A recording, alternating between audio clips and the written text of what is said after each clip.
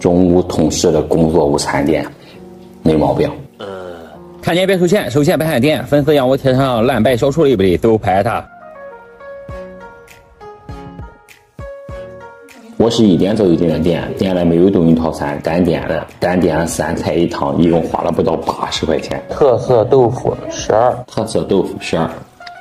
这个菜就是一块豆腐，上面盖个刀，放了葱花、香菜、辣椒面什么的，然后旁热油，挺有滋味的。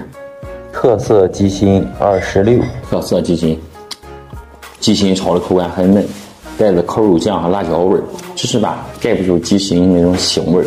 济南木须肉20，好像土豆丝呀。济南木须肉，